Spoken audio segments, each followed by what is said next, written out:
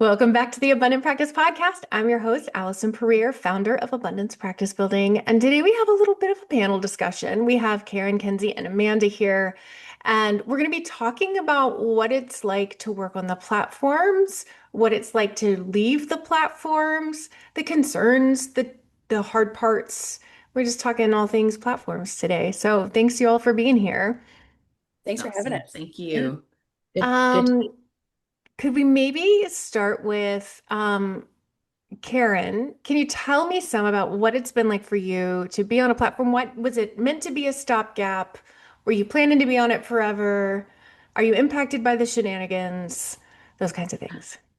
Yeah, so my plan was to just have it be kind of a buffer as I begin Mm-hmm. private practice because the end goal was to be full private pay, Mm-hmm. but to start on the platform so that when I'm ready to leave, I don't have to worry about depaneling myself with the Mm-hmm. insurances, which I ended up going against my own goal there, but I'm still on one platform, which Mm-hmm. overall has been a good experience, except for recently, Mm-hmm. where they decreased one of the insurances. However, the other ones, they were good for what they were, what I wanted them for. One Mm-hmm. of them started to change a lot too, and I was just like, that's weird. And clients started to complain about it too, and was just like, Karen, I'll just pay you. Just forget it. I don't care. I don't want to be Mm-hmm. on there. And then another Can you tell us one. what went weird? Like what was?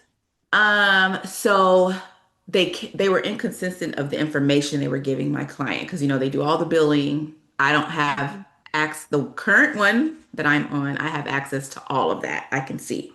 But the Mm-hmm. other two that I used to be on, I didn't have any access to any of that. Mm-hmm. And so that the particular incident I'm thinking of, that client ended up having a deductible, but the platform wasn't communicating clear, and it just seemed like they were trying to get over on her or something.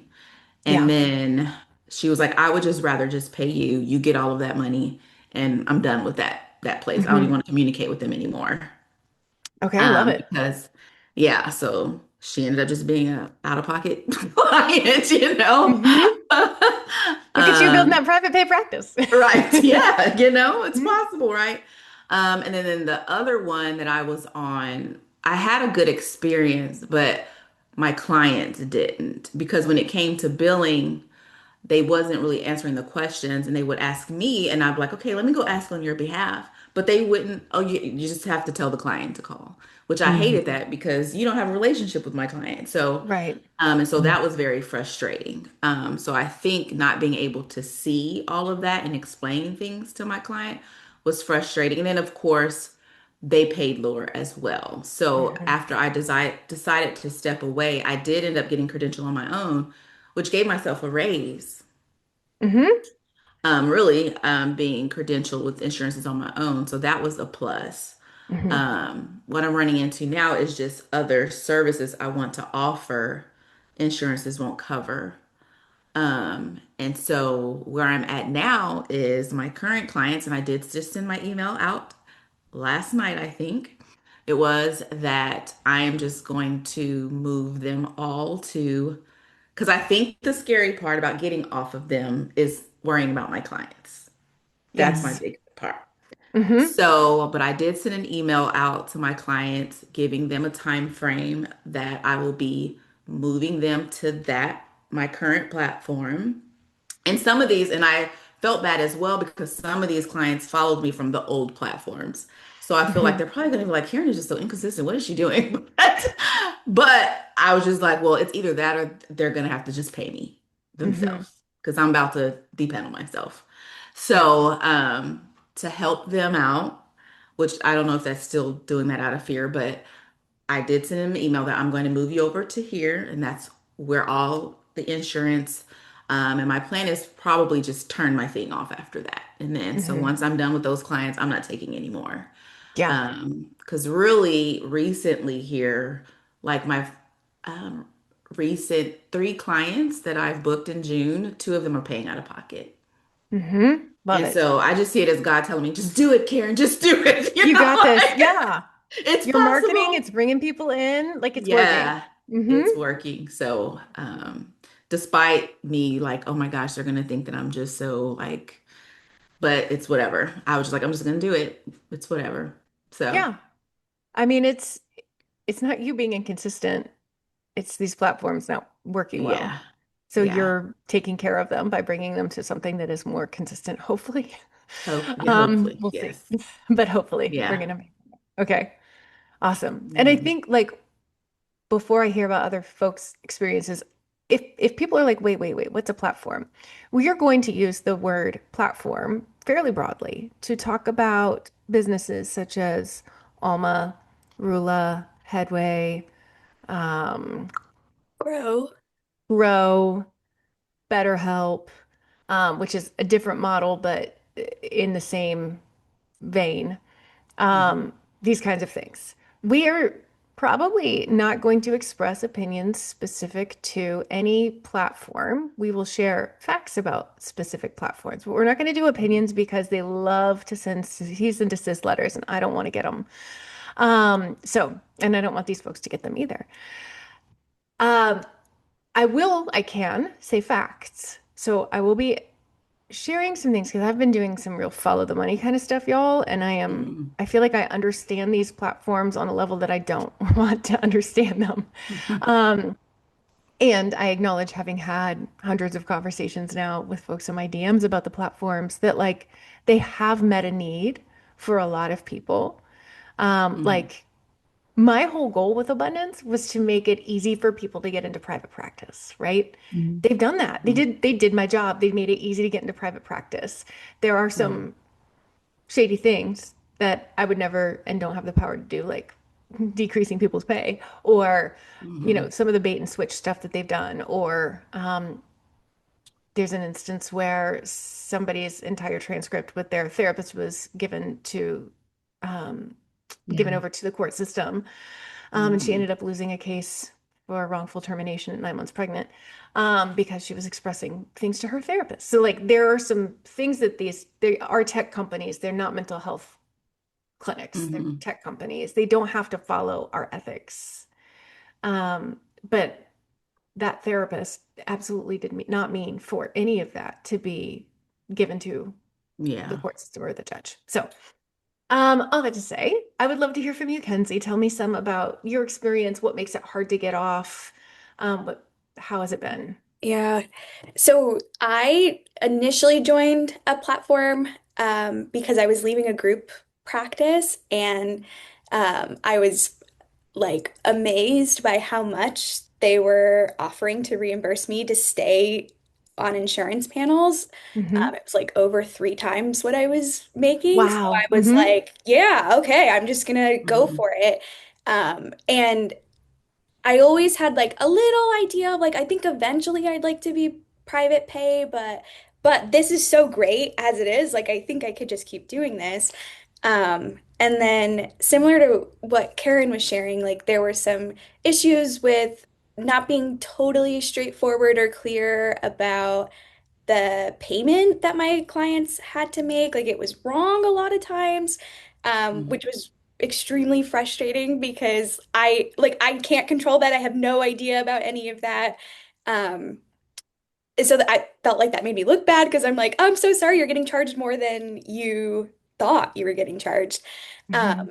And then another like big change I noticed was at first I was getting sent all of these referrals. Like so many clients were reaching out and I was like, why isn't everybody doing this? Like it felt too good Mhm. to be true.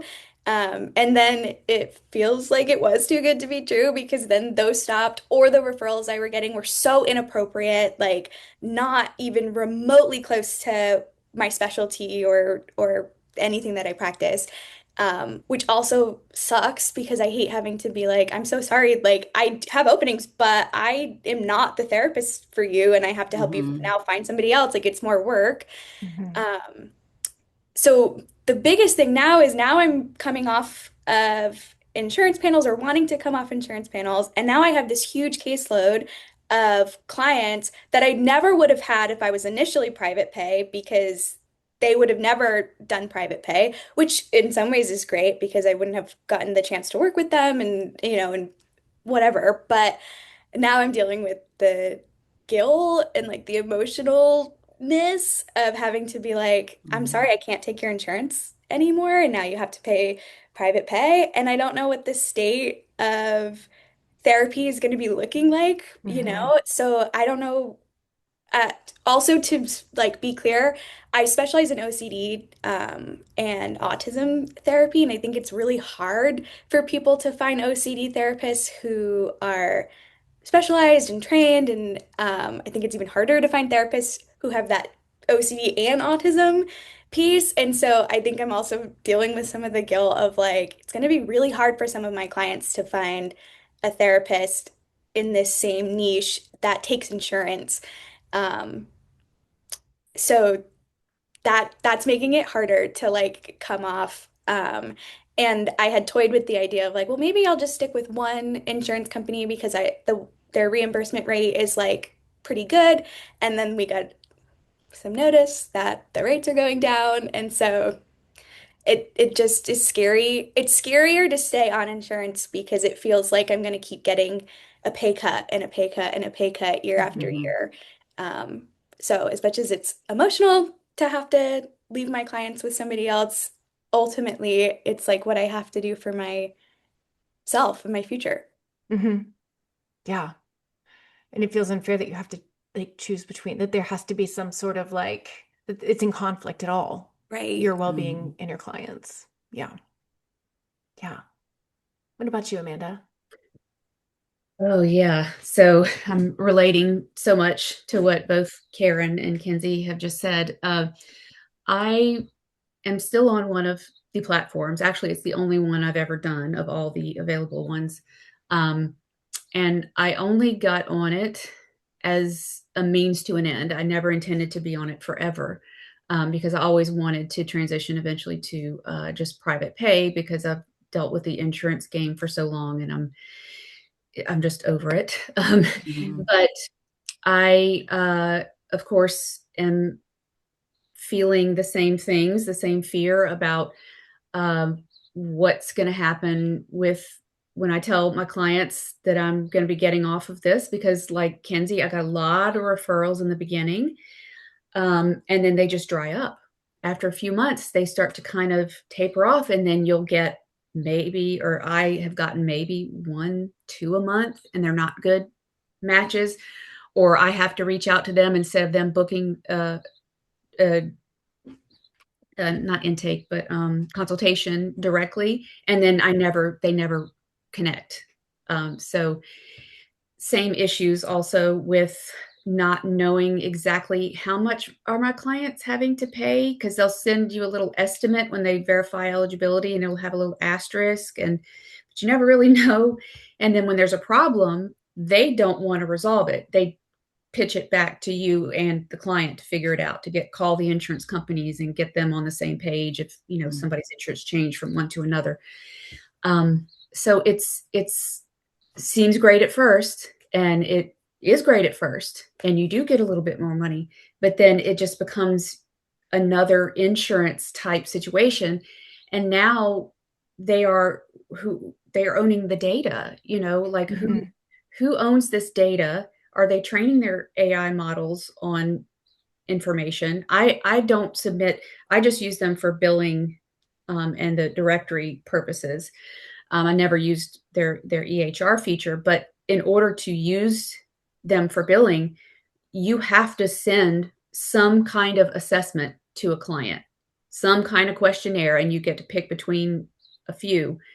So they are getting some data, some Right. Mhm. PHI. Hmm. So it's it just feels like the walls are closing in. It almost feels like they're trying to run us out of town and just AI take over. And I'm a fan of AI in some instances, like it's a love-hate thing, but it just feels like all these companies are conglomerating and getting into bed with the insurance companies who, if the investor is also the person who's reimbursing you, um, that that's a little shady. Seems like Hmm. Mhm. conflict of interest. Right. Yeah. Mhm. Mhm. Yeah. And there's some interesting shadiness too, because I think hold on, I don't want to say the wrong number. Insurance companies, because like through the ACA, let me pull this up. I had it pulled up. Through the ACA, insurance companies have to spend, I believe it's 85%, 80 to 85 cents of every premium dollar. So like for every dollar I pay, they're supposed to spend 80 to 85 cents of what's paid to them on healthcare. And so part of what they're doing is buying platforms or investing in platforms. They're spending it on healthcare Mm, rather than paying for my breast MRI. And then they come back around and they're making money on every session. So I Mhm. had one student share with me the allowed amount. She said that this is not what it is elsewhere. Like if she got paneled herself, it was nowhere near mm, this amount. But through this platform, the allowed amount was $235. So the client hadn't wow. met their deductible. So they were paying the company $235. The therapist was getting $110 per session. So when the insurance company is getting more than half of every session, it's making them a lot of money. It's making their shareholders a lot of money.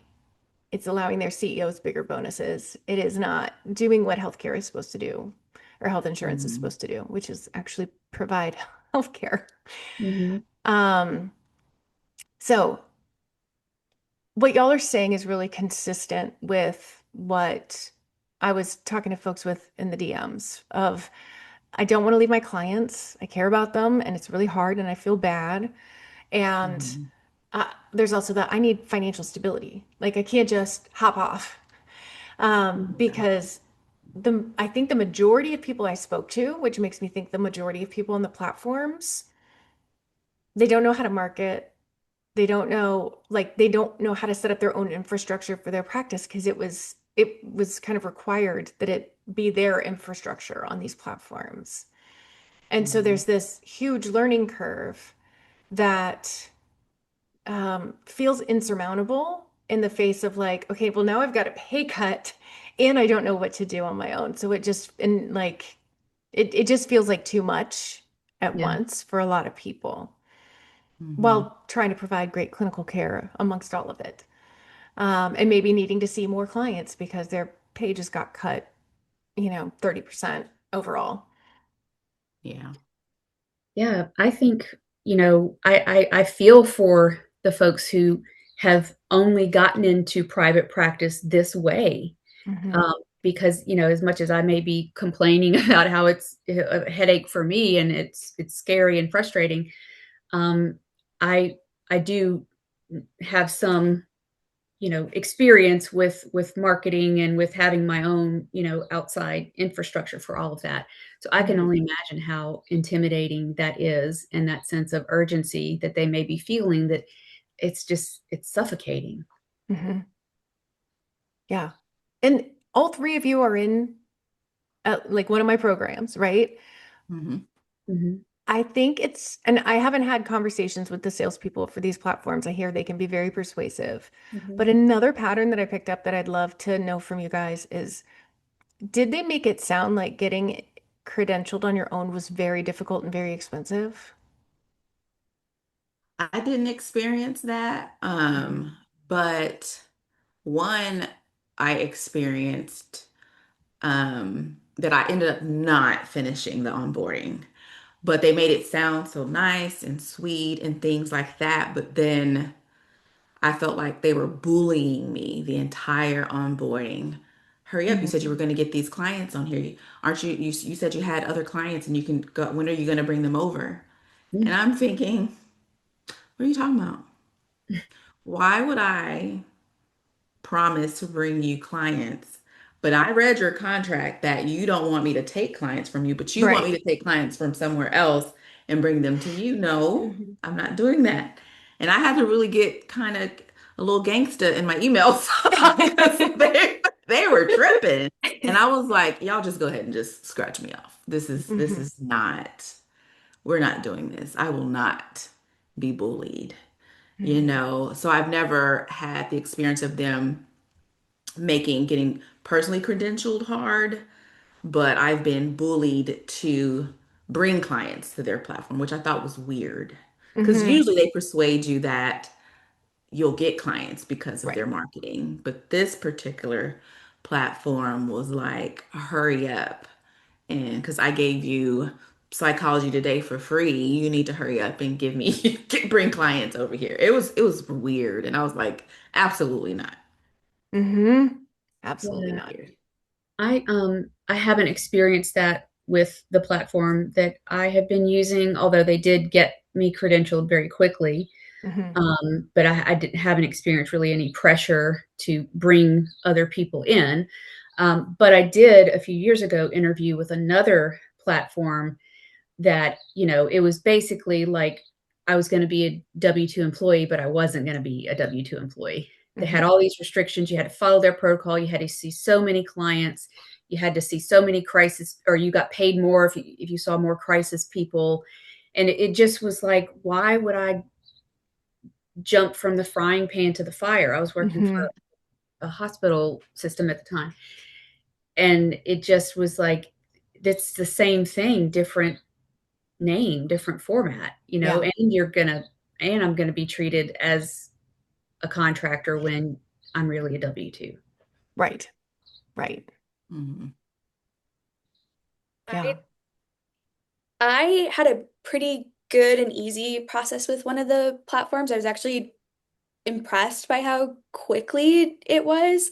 Um, And there was another platform that had been reaching out to me kind of a lot. And there was one insurance that I had clients from my previous group practice that wanted to follow me that I couldn't accept on this other platform. So I did the interview with this other one, and they told me that they have contracts with this insurance company.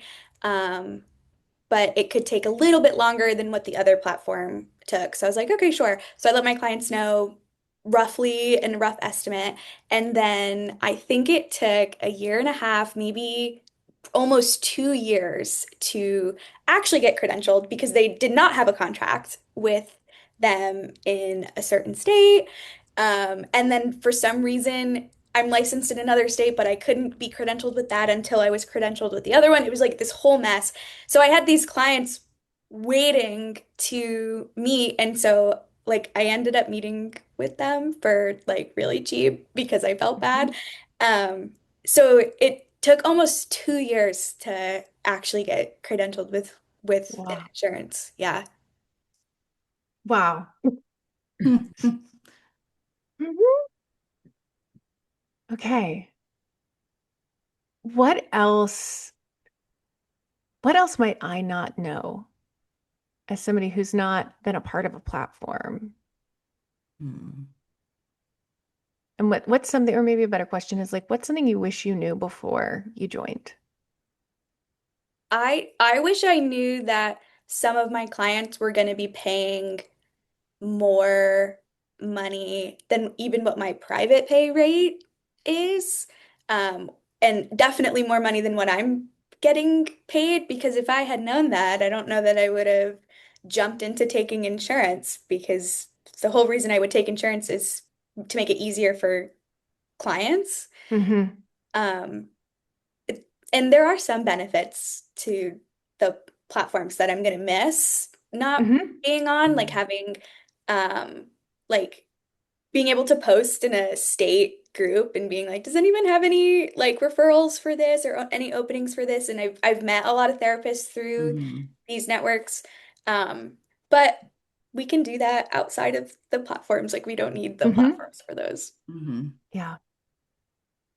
Uh, I wish I would have known that the referrals in the directory listing was going to be basically meaningless after just a few months. Hmm. Is that, this particular platform, there's a fee to use it. And it's, I mean, I can do billing. I could just do that easily if I was individually credentialed. But what am I paying for this for? Hmm. For a few dollars more, um, and to be, kind of sh- baited and switched Mm-hmm. Mhm. by the VCs and the insurance companies? I don't think so. Yeah. Yeah. One particular platform I'm no longer on, but what I wish I would have known that their flat rate was not a flat rate for all sessions, like a 45-minute session versus a 60-minute session. So in the onboarding process, they just talked about that flat rate, which wasn't much. But the first time that I did a 45-minute session, I was like, why am I getting paid less? I thought this was a flat Mm-hmm. rate because I feel like they contradicted themselves because then when a person pays out of pocket and they're not using insurance, you still don't get that. You get the flat rate, the flat rate. Mm. And so in my mind, I figured, okay, well, if I'm paying insurance and the session time changes, if you can decrease it, then if someone's paying out of pocket and they're not using insurance, I need to get that money. Mm-hmm. Because if you can decrease my pay, because Right. whatever flat rate that you're talking about, then you can also increase it. Mm-hmm. And so I thought that was like, nah, that doesn't make sense, Yeah. you know? Because if a person's coming, found me through this platform and they're paying out of pocket, I might as well just see them on my own because I'm not going to get that money. Mm-hmm. You know, that didn't make sense to me. So I guess I wish I would have known to ask more specific questions and things like that before joining that platform. Yeah. Yeah. Mhm. Amazing. Thanks y'all for talking to me about this. I feel like I've been pretty hyper fixated on the platforms the last few weeks as they Me. continue to make it difficult for therapists. Um, and yeah, I'm excited that y'all are all on your way to being off of them and you all got private pay clients and you're all like, Mhm. you're mid stride. And there are a lot of therapists out there who haven't even started walking. And so I'm really hoping that they hear you and they have some hope and that, like, if they need some help, we've got a program specifically for slowly getting off the platforms so that you don't have to leave your client, but you're building up your private Mhm. pay as you go. So that's available. Um, and yeah, I wanna hear all about it when you guys close out your last Yes. platform. Let me know. Definitely will. Thank you so much for doing this. Yeah, Yes. thank you. Yeah, thanks, I'll Allison. talk with you soon. Bye. Bye. Bye.